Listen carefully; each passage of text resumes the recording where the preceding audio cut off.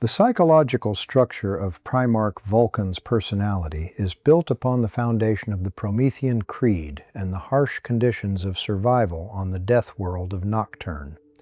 His worldview was shaped not in the sterile laboratories of Terra, but in an environment of constant geological instability and threat from predators, which defined his basic priorities: self-sufficiency, self-sacrifice, and a belief in the cycle of rebirth. According to the source, Vulkan views death not as an end, but as a return to the ashes from which new birth occurs through fire and fusion with the earth. This philosophy, known as the Circle of Fire, became the basis of his psychological resilience and was later integrated into the doctrine of the 18th Legion. His upbringing in the family of the Smith and Bell in the settlement of Hesiod gave him an affinity for physical labor and artisanal culture, distinguishing him from other Primarchs focused exclusively on war or politics. Vulkan's development was abnormally rapid even by transhuman standards. He reached full physical maturity and surpassed local inhabitants in size by the age of 3 Terran years. His intellect allowed him not merely to acquire, but to significantly improve the metallurgical skills of Nocturne's master craftsmen. This fact indicates that his leadership was primarily based on competence and the ability to improve the community's living conditions, rather than solely on brute force. He integrated into the culture by working in his adoptive father's forge and hunting saurians, solidifying his identity as a protector and provider. A pivotal moment that altered the psychological paradigm of Vulkan and the entire population of Nocturne was the attack by the Twilight Primarchs, Drukhari, during the Primarch's 4th year of life. The traditional reaction of the populace to such raids was to hide, indicative of learned helplessness against a technologically superior foe. Vulkan broke this behavioral pattern. Armed only with smithing hammers, he refused to hide and single-handedly destroyed 100 attackers. This act had far-reaching consequences. It transformed the collective psychology of the leaders of the planet's 7 largest settlements. They swore thenceforth to destroy enemies rather than avoid confrontation. Thus, Vulkan defended the city and changed the social contract on the planet, transforming passive survival into active defense. Vulkan's further development is linked to the arrival of the Emperor in 832 M30. Their interaction during a tournament demonstrates Vulkan's lack of fear of competition and his readiness to accept a challenge, even when the opponent is considered his equal in strength. The competition, which lasted 8 days, showed the physical equality of the two participants. For example, in the anvil lifting exercise, both held the weight for half a day without signs of fatigue, resulting in a draw. This is important for understanding Vulkan's self-perception. He met a being equal to himself, but this did not provoke aggression or envy in him, only sporting interest. A decisive stage in the formation of his loyalty was the final trial, the Salamander hunt. The conditions required not just killing the beast, but bringing back the largest prey. Vulkan achieved his goal first, killing it with a hammer blow, but found himself in mortal danger due to the eruption of the Mount of Deadly Fire volcano. He found himself in a situation of choosing between life and preserving his prey, clinging with one hand to the edge of a chasm and with the other to the trophy. The intervention of the stranger, who used the carcass of his own larger salamander as a bridge to rescue Vulkan, became the defining moment. The stranger sacrificed victory for the sake of saving his rival. Vulkan's reaction to this act is key to understanding his ethical system. Formally, he won, as he saved his salamander's hide, while the stranger lost his. However, Vulkan silenced the crowd and knelt before the vanquished. His motivation was clearly articulated. A person who values life above pride is worthy of his service. This indicates that for Vulkan, a leader's ethical qualities take precedence over formal achievements or status. The recognition of the emperor's authority occurred not through a display of dominance, but through a display of humanism. This event directly influenced Vulkan's leadership style within the 18th Legion. After uniting with the Legion on the plains of Antaeum, he refused to accept tokens of submission from his genetic sons, stating that he was their father, not their king, and that respect must be earned. Instead of demanding adoration, Vulkan himself knelt before the legionaries, honoring their sacrifice in rescuing the population of the Terrace system. He established a model of relations where the leader serves their subordinates and not the other way around. Vulkan renamed the Legion to the Salamanders in honor of Nocturne's predators, but imbued this with a double meaning, not only due to their strength, but also their devotion to their own offspring and pack. Vulkan brought wisdom and purpose to the Legion, transforming it from a mere instrument of war into a disciplined force guided by the Promethean Creed. He combined the experience of Terran veterans with Nocturnian traditions, avoiding generational conflict within the unit. His creation of a unique dreadnought sarcophagus for the fallen commander Cassian Vaughn and his designation as the Iron Dragon demonstrates deep respect for the past merits of warriors and a desire to preserve continuity. Vulkan defined the core virtues of his legion: honor, self-sacrifice, self-sufficiency, and brotherhood. His methods of warfare, though involving the total annihilation of the enemy by fire, were always tempered by stoicism and a lack of arrogance, which distinguished the Salamanders from other legions. Vulkan's ethical principles were put to the test by the realities of the Great Crusade. Despite his reputation as an empath, he was prepared for harsh decisions. An example is the campaign on the planet Caldera, where the population, freed by the Eldar from the slavery of the Dark Eldar, perceived the Xenos as liberators. Confronted with the xeno-corruption of the human population, Vulkan ordered the planet purged by fire, transforming it into a dead world suitable for recolonization. This episode demonstrates that his humanism has clear boundaries, defined by loyalty to the Imperium and the rejection of Xenos.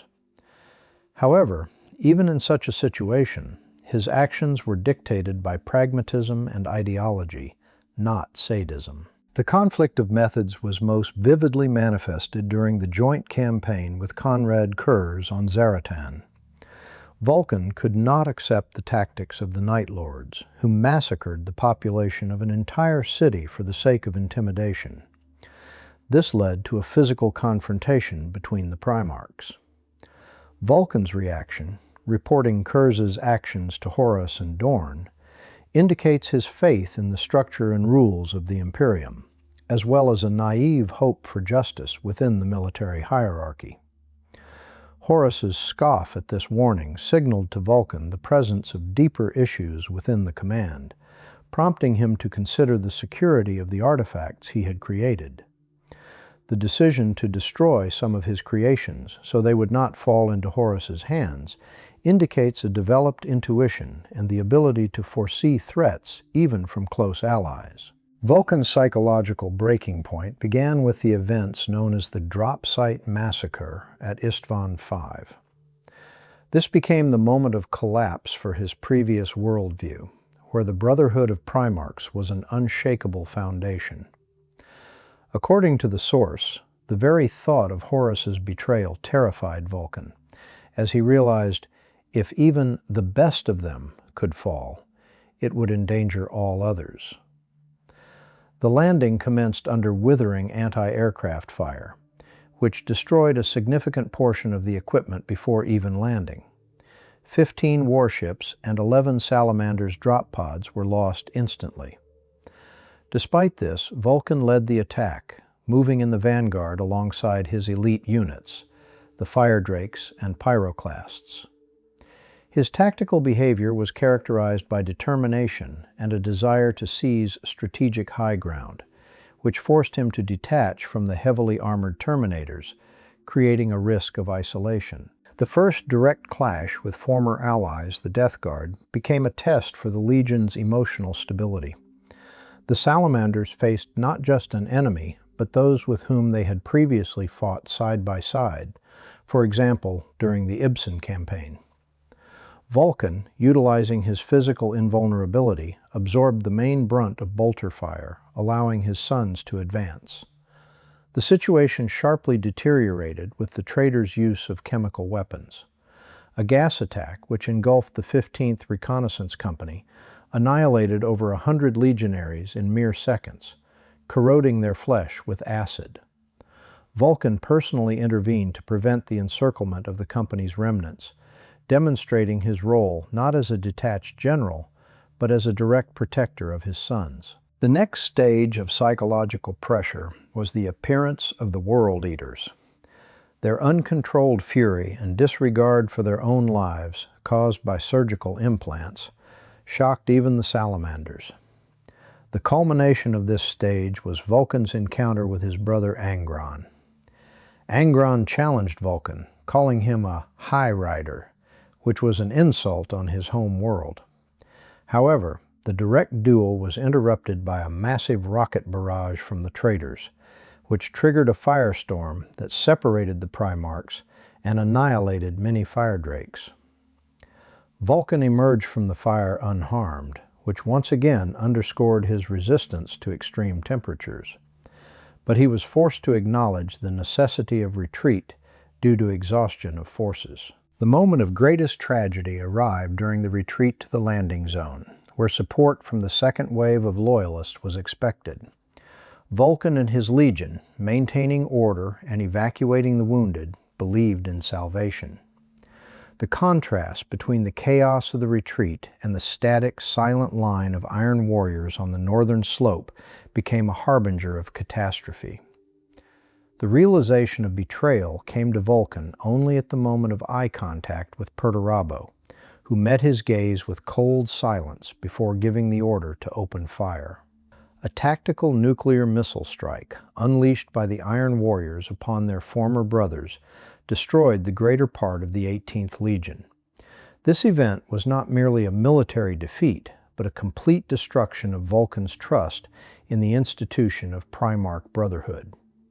The Legion was shattered, tanks turned into burning wreckage, and the bodies of the legionaries evaporated in the nuclear fire. Vulkan survived the nuclear blast thanks to his unique physiology, but found himself surrounded by hundreds of traitor legionaries. He fought to the last until he was overwhelmed by enemy numbers and lost consciousness from numerous wounds. His capture marked the beginning of a new, even more horrifying stage of existence. Konrad Curze, the Night Haunter, took Vulkan captive aboard his prison vessel, with the aim of breaking his mind. It was during these tortures that Vulkan learned about his true nature as a Perpetual. This ability, which he had not known about before the events on Isstvan V, allowed him to regenerate even after complete molecular disintegration. The discovery of Vulkan's immortality transformed him into an object of Curze's unending experiments. The Night Haunter personally killed his brother countless times. He decapitated him, tore out his throat, pierced his chest, and ripped off his limbs. When simple physical killings yielded no results, Curze resorted to more radical methods: evisceration, point-blank execution by hundreds of bolters, incineration in a starship engine's ventilation shaft, and even expulsion into the void of space. Each time, Vulkan's body regenerated to its previous state, which only intensified Curze's rage. For Vulkan, this process became not only a physical ordeal, but also an existential crisis. His gift of life became the source of his unending suffering. Curze changed tactics, attempting to prove to Vulkan that he was just as much a monster as Curze himself. The psychological tortures included moral dilemmas where victory was impossible. Vulkan was forced to hold chains to prevent a ceiling from falling on innocent prisoners, or to sit at a feast alongside mortals, watching food rot and people die of starvation. He was encased in battle armor, deprived of control over his limbs, and compelled to kill captured loyalists. The highest level of manipulation involved the use of Davenite sorcerers, who, using the powers of chaos, tried to force Vulkan to believe in a fictitious rescue operation and fight against a hallucination of Corvus Corax. Yet, despite all these horrors, Vulkan's mind remained unyielding. The final act of defiance in captivity was a labyrinth created by Perturabo at Curze's request. It was a structure mimicking Perturabo's personal sanctum, with geometry that was impossible to comprehend logically. Vulkan, exhausted physically and mentally, wandered this labyrinth, constantly enduring attacks from Curze, who inflicted wounds but never killed. In his moment of greatest despair, Vulkan received a vision of the Emperor in the guise of a chronicler, who reminded him of the oversight of his sons and rekindled his resolve. This allowed Vulkan to alter the dynamic of his relationship with his tormentor. He began to provoke Curze, calling him weak and pathetic, which caused the Night Haunter to make a mistake and open the path to the labyrinth's center, where the hammer Dawnbringer was located. Gaining access to his weapon, Vulkan exploited Curze's psychological instability. When Curze discarded his sword and attempted to fight barehanded, succumbing to the provocations, Vulkan physically defeated him. He activated a hidden teleportation device within the hammer, of which Curze was unaware. This act of escape was not merely a rescue, but a demonstration of the superiority of will and intellect over sadism. The teleportation transported Vulkan halfway across the galaxy into Macragge's atmosphere, but this transit had catastrophic consequences. Atmospheric entry incinerated his body, and the pain from this process inflicted irreparable damage to his mind. Vulkan died with thoughts of salvation, unaware that his psyche had already begun to crumble under the burden of his ordeal. The next stage of Vulkan's existence began with a catastrophic descent through Macragge's atmosphere. This process resulted in the complete incineration of his body upon atmospheric entry. Although physical regeneration was inevitable for the Perpetual, the extreme level of pain during the fall and recovery inflicted critical damage to his psyche, rendering the Primarch mentally unstable. Instead of the anticipated peace among his ultramarine brothers, Vulkan found himself at the epicenter of a new conflict when his tormentor, Konrad Curze, arrived on the planet's surface, seeking to finish what he had started. The confrontation drew in other Primarchs, Roboute Guilliman and Lion L. Johnson, but the decisive role in Vulkan's fate was played not by one of his brothers, but by a Perpetual named John Grammaticus. The death that befell Vulkan on Macragge differed from the previous physical destructions inflicted by Curze. The Grammaticus, acting on the orders of the Xenos organization the Cabal, struck the Primarch's heart with a spear of fulgurite. This material, a glass-like tube formed by a lightning strike of the Emperor's own psychic power, possessed unique properties. After the strike, Vulkan was declared slain, and his regeneration did not immediately activate as it had before. His body was placed in a golden sarcophagus in the Ultramarines' mortuary hall, a situation that became a source of cultural conflict for the surviving Salamanders. For them, the cold grandeur of the burial contradicted the Promethean creed, which demanded the body's return to fire and earth. The Legion's psychological state after the Primarch's loss was characterized by a broken spirit. But the situation changed with the return of First Captain Artellus Numion. Numion refused to acknowledge his father's death, making the phrase, "Vulkan lives," the cornerstone of his faith. This faith was reinforced when Vulkan's body mysteriously vanished from the sealed sarcophagus and was found by Numion in a sculpture garden.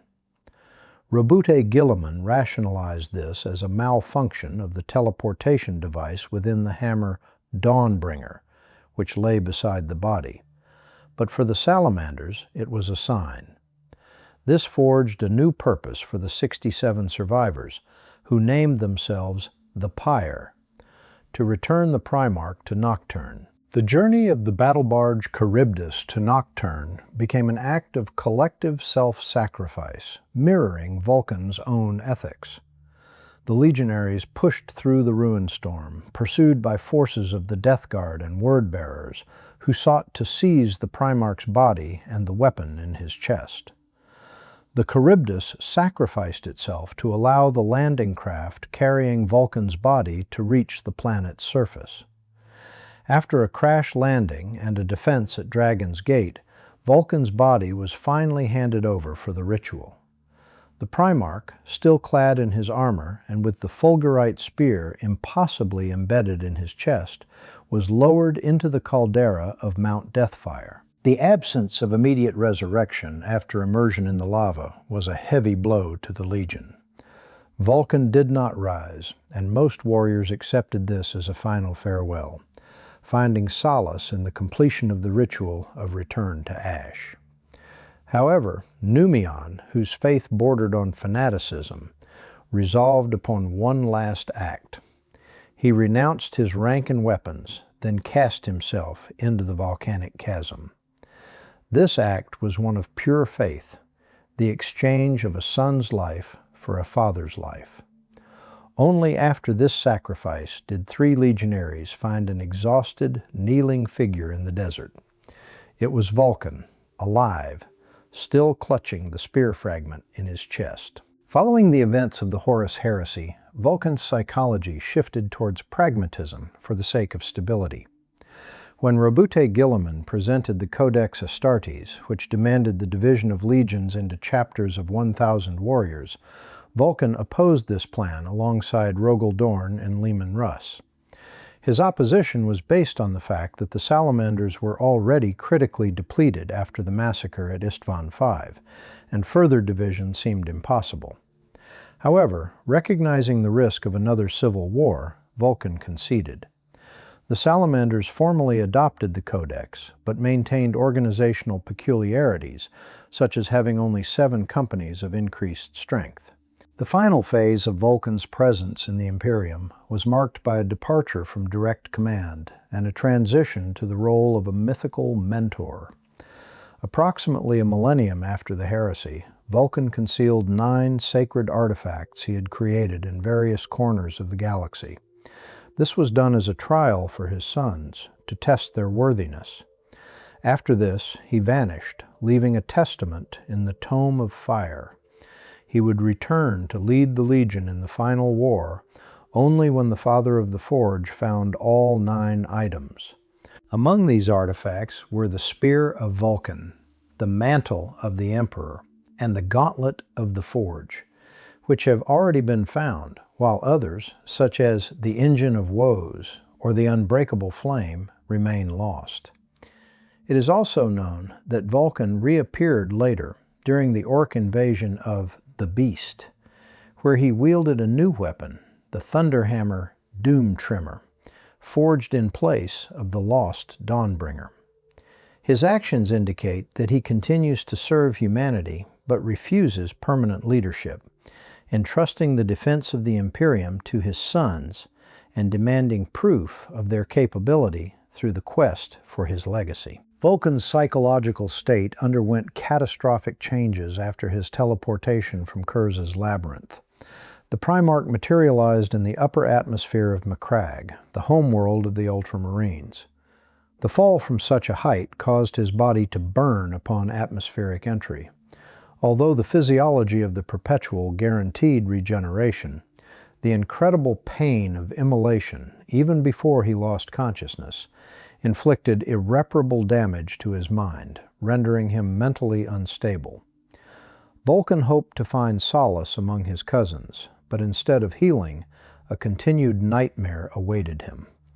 Konrad Curze, who survived their duel and subsequently found himself on Macragge's surface, continued his hunt for his brother, seeking to finish what he had started. The culmination of this phase was an event formally considered Vulkan's death.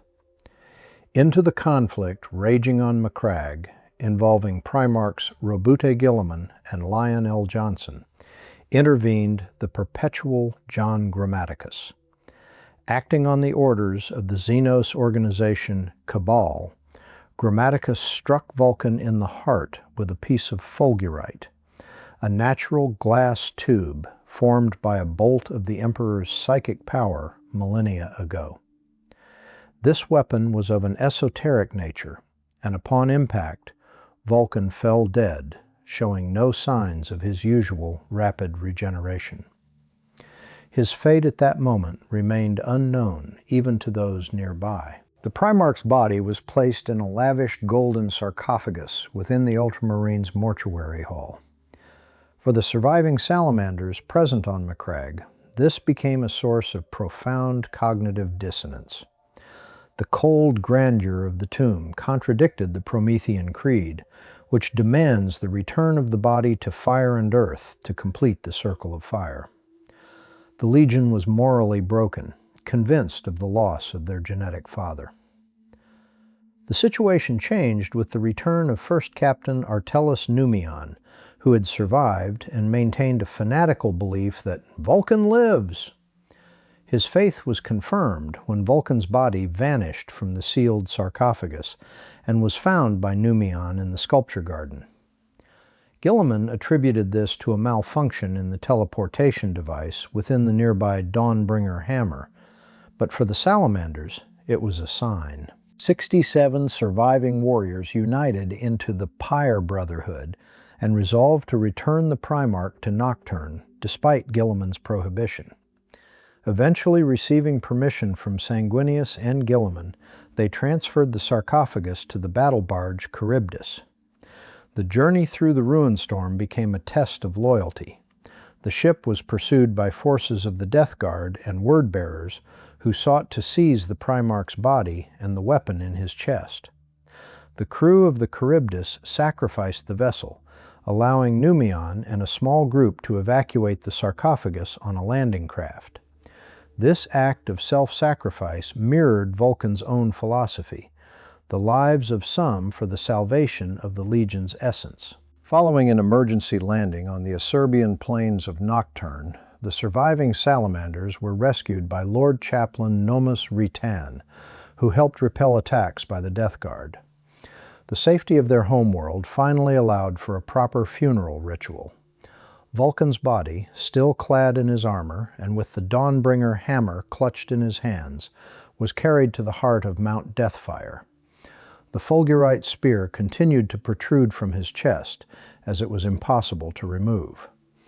In the presence of over 700 legionaries, the body was lowered into the volcano's burning caldera, returning it to the elements as the creed demanded. However, contrary to their hopes, no miracle occurred. Vulkan did not rise from the lava. Most of the legionaries accepted this as the completion of a cycle, finding solace in upholding traditions. The only one who refused to yield was Artellus Numion. Gripped by grief, yet unyielding in his faith, he dared to take a final step. Numion secretly left the bastion of Dragonus Gate, shedding his arms and ranks, and set out for Mount Deathfire. There he cast himself into the fiery chasm, performing an act of pure faith and self-sacrifice, trading his life for the hope of his father's return. A few days later, when volcanic activity allowed others to approach, 3 legionaries, Zetos, Gargo, and Abademi, found a solitary figure in the wasteland. It was Vulkan, alive but exhausted, kneeling and clutching the spearhead that had finally emerged from his chest. After the conclusion of the Horus Heresy, Vulkan returned to active duty, but his approach to leadership had changed. During the period known as the Scouring, he, along with Rogaldorn and Leman Russ, opposed the implementation of the Codex Astartes, penned by Robute Guilliman, which mandated the breaking down of the legions. Vulkan argued that the Salamanders were too depleted after the slaughter at Isstvan to be divided into chapters. However, recognizing the threat of a new civil war, He conceded for the sake of the Imperium's unity. The Salamanders remained a single chapter, though they retained organizational distinctions, such as the presence of 7 companies. Vulkan led his chapter for 3 more millennia before mysteriously disappearing. His disappearance was not an escape, but a planned trial for his genetic sons. He left behind the Tome of Fire, a book of prophecies in which he indicated the whereabouts of 9 sacred artifacts, crafted by his own hand and scattered across the galaxy. The purpose of this testament was to test whether the Salamanders were worthy of his leadership. According to the prophecy, Vulkan will return to lead them in the final war against the enemies of mankind, only when the Forge Father locates all 9 items. To date, 5 artifacts have been found: the Spear of Vulkan, the Mantle of the Cinder, the Gauntlet of the Forge, the Chalice of Fire, and the Eye of Vulkan. 4 more, the Engine of Woes, the Obsidian Chariot, the Unbound Flame, and the Song of Entropy, remain lost. It is known that even after his disappearance, Vulkan has appeared at critical moments in history. For instance, during the Orc invasion of the Beast, where he wielded a new weapon, the Thunderhammer Doom Trimmer, crafted in place of the lost Dawnbringer. This confirms that he continues to act as a protector of mankind, yet refrains from direct rule, awaiting his sons to prove their perfection through the completion of his final task.